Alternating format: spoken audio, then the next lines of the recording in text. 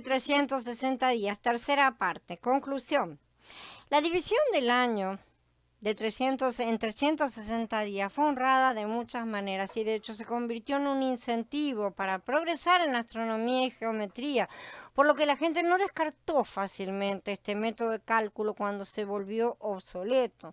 Conservaron sus lunas de 30 días, aunque el mes lunar de hecho se hizo más corto y no había forma, ¿no es cierto? Pero la gente siempre se resiste a los cambios y consideraron que los 5 días que fueron agregados no pertenecían al año. El número 360, que es el de los días del año, sin incluir los epagómenos o epactos, otra forma de llamarlos, también fue descrito por los 360 dioses que admitía la teología de Orfeo, por los 360 vasos de agua del Nilo que los sacerdotes egipcios vertían uno cada día en un barril sagrado en la ciudad de Achante, por los 360 eones o genios gnósticos, por los 360 ídolos colocados en el palacio de los Dairi de Japón, por las 360 pequeñas estatuas que rodean la de Obal o del dios Sol Bel, ¿sí? Adorada por los antiguos árabes, por los 360 capillas construidas alrededor de la espléndida mezquita de Balkh, erigida por el esfuerzo del jefe de la familia de los Barmecides, por los 360 genios que toman posesión del alma después de la muerte según la doctrina de los cristianos de San Juan, por los 360 templos construidos en la montaña de Luoyang en China, por la muralla de 360 estadios con la que Semíramis rodeaba la ciudad de Belus o del Sol, sí, la famosa Babilonia. Todos estos monumentos nos dan una descripción de la misma división del mundo y del círculo dividido en grados sobre el que viaja el Sol. Finalmente, la división del zodíaco en 27 partes, que significan las estaciones de la Luna, y en 36, que la de las muertes, fueron igualmente objeto de las distribuciones políticas y religiosas. Yo no estoy trayendo todos estos datos para que adoremos a los paganos, evidentemente, sino para que se quede claro a todo el mundo que hubo una base de 360 días en un momento determinado y vamos a ver qué fue lo que pasó, que nos la cambió también en varios momentos, no fue un único cambio que hubo, no fue todo al mismo tiempo y por eso vemos que a lo largo de ciertos tiempos hubo que hacer acomodaciones en diferentes calendarios para poder tener los ajustes necesarios a lo que era la realidad. Pero decir que los de 360 días nunca existieron, o si existieron es porque todos los astrónomos en todo el planeta que han calculado cosas que todavía se utilizan no sabían cómo disfrazar el hecho de que tenían 5 días perdidos en cada año, es mucha ignorancia y soberbia. Soberbia del mismo tipo que se tiene en la actualidad por parte de verificadores de la verdad, con los cuales descartan como ridículo lo que no entienden o lo que no quieren que se vea. En todo el mundo encontramos que en algún momento hubo el mismo calendario de 360 días y que en una fecha posterior, alrededor del año séptimo, antes de la era actual, se agregaron 5 días al final del año, como días sobre el año o días de la nada. Los estudiosos que investigaron los calendarios de los incas del Perú, los mayas del Yucatán, se preguntaron por el calendario de 360 días. También lo hicieron los eruditos que estudiaron los calendarios de los egipcios, persas, hindúes, caldeos, asirios, hebreos, chinos, griegos, romanos, en todas partes del planeta. La mayoría de ellos, mientras debatían el problema en su propio campo, no sospechaban que el mismo problema apareciera en el calendario de todas las naciones de la antigüedad. Ese es el problema de ser específico, ¿no? Mi especialidad es Grecia, pronto, entonces no estudio la historia del resto de los países, entonces jamás me voy a enterar absolutamente que puede haber coincidencias, ¿no es cierto?, con otros países. Dos cuestiones parecían desconcertantes, ¿no es cierto? Un error de 5 días y cuarto en un año ciertamente podía ser rastreado no solo por los astrónomos, sino inclusive por granjeros analfabetas. O sea, no es necesario ser un astrónomo para saber que no, miren, me quedó más corto el año. Ustedes me están pidiendo que yo traiga la cebada antes de la cosecha. Porque en el corto lapso de 40 años, un periodo que una persona podía observar fácilmente en su propia vida, las estaciones se iban a desplazar más de 200 días. Eso hace que nos caigan en otra estación. La segunda perplejidad se refiere a la duración de un mes. Parece haber sido una opinión predominante entre los antiguos que una lunación o mes sinodal duraba 30 días. De repente, al mismo tiempo, ¿no es cierto? Todos se dieron cuenta al mismo tiempo, porque todos los cambios son al mismo tiempo en todas partes del mundo prácticamente. Entonces, de repente todos se dieron cuenta que estaban equivocados. Primero estuvieron siglos equivocados y de repente todos se dan cuenta al mismo tiempo. Algo acá no está cerrando para tener un razonamiento lógico. Vamos a decirlo así, adulto, ¿no es cierto? Tales declaraciones de los astrónomos antiguos dejan en claro que no existía un calendario convencional con un error admitido. De hecho, la existencia de un calendario internacional en esos días es extremadamente improbable. No había calendarios internacionales que se utilizaran en todas partes. Después de siglos de vías por mar abierto, intercambio internacional de ideas en el calendario uniforme para todo el mundo, todavía tenemos diferentes calendarios en uso. Sí, los musulmanes tienen un año lunar basado en los movimientos de la luna, que se ajusta cada pocos años al solar por intercalación.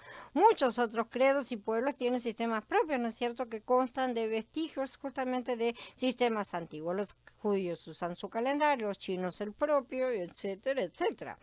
El cálculo de los meses como iguales a 30 y 31 días es también una reliquia de los sistemas más antiguos. Los 5 días suplementarios se dividieron entre los viejos meses lunares, se agregaron esos días.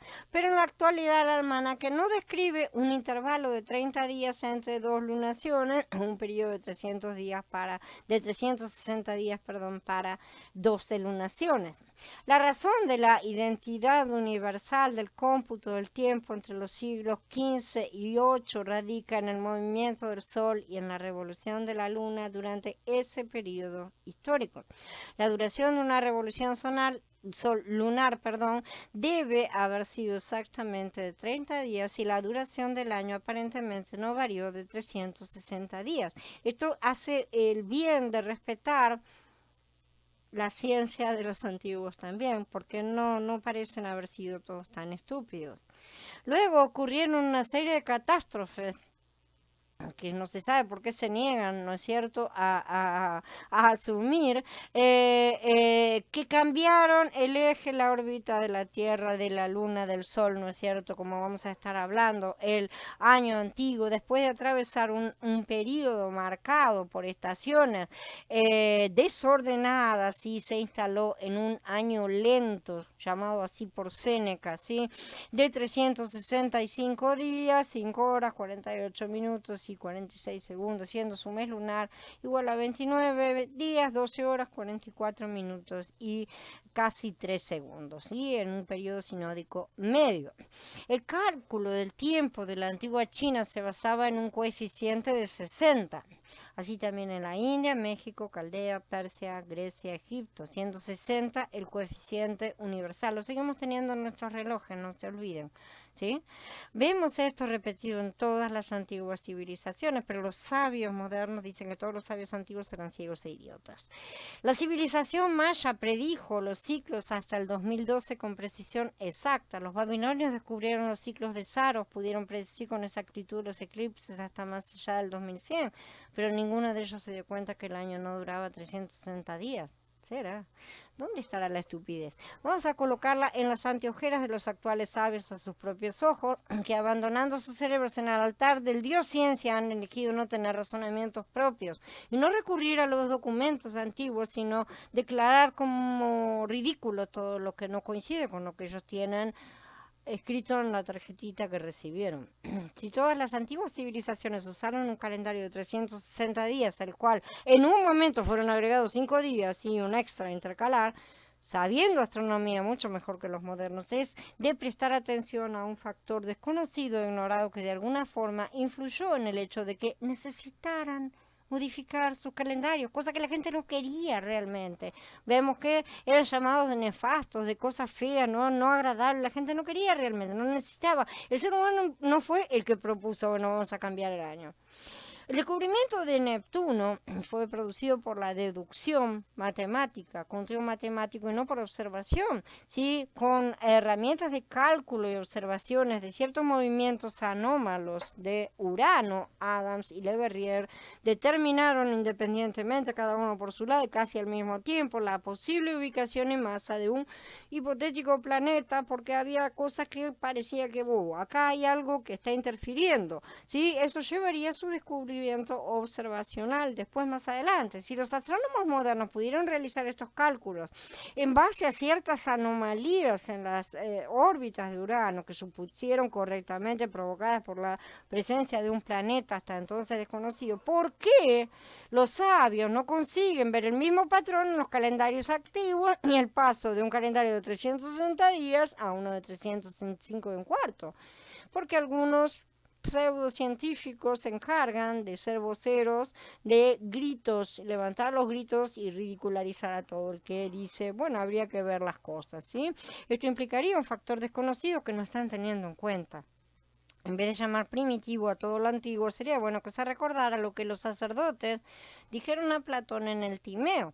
En ese instante, un sacerdote muy anciano exclamó, ¡ay, Solón, Solón! Los griegos eran siempre niños, no existe el griego viejo. Al escuchar esto, Solón le preguntó, ¿por qué lo dices? Todos, replicó él, tienen almas de jóvenes, sin creencias antiguas transmitidas por una larga tradición y carecen de conocimientos encanecidos por el tiempo. Esto se debe a que tuvieron y tendrán lugar muchas destrucciones de hombres, las más grandes por fuego y agua, pero también otras menores provocadas por otras innumerables causas. Tomemos, por ejemplo, lo que se cuenta entre ustedes de que una vez Faetón, el hijo del sol, montó en el carro de su padre y por no ser capaz de marchar por el sendero paterno quemó lo que estaba sobre la tierra y murió alcanzado por un rayo. La historia, aunque relatada como una leyenda, se refiere en realidad a una desviación de los cuerpos que en el cielo giran alrededor de la tierra y a la destrucción a grandes intervalos de lo que cubre la superficie terrestre con un gran fuego. Desde antiguo registramos y conservamos en nuestros templos todo aquello que llega a nuestros oídos acerca de lo que pasa entre ustedes, aquí o en cualquier otro lugar, si sucedió algo bello, importante o cualquier otra cosa. Contrariamente, siempre que ustedes o los demás acaban de descubrir la escritura, todo lo que necesita una ciudad después del periodo habitual de años, les vuelve a caer como una enfermedad, un torrente celestial que deja solo a los iletrados e incultos, de modo que nacen de nuevo como niños desde el principio, sin saber nada ni de nuestra ciudad ni de lo que ha sucedido entre ustedes durante las épocas antiguas. Si eso no describe a nuestra civilización actual, que cree que el mundo ha nacido con Internet, que las cosas han comenzado a partir de su propio nacimiento y que todo lo antiguo es obsoleto y no sirve para nada, bien, esto demuestra que la estupidez es cíclica y forma parte de la humanidad.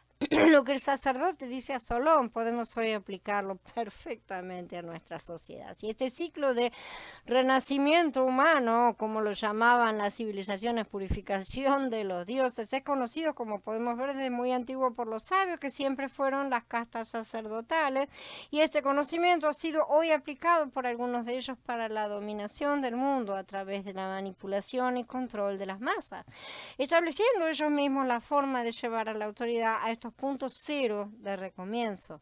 Esta actual sociedad es una que carece de raíces antiguas, que desconoce todo lo que sucedió antiguamente, que está convencida que son superiores a los antiguos, que todo lo antiguo es primitivo. Descendemos de los monos, no se olviden, les voy a decir de dónde sale la idea probablemente, y sí, que se puede esperar del conocimiento antiguo si venimos de los monos, que hasta los abuelos son primitivos porque no nacieron con internet, y eso cuando no están convencidos que el mundo nació con wifi.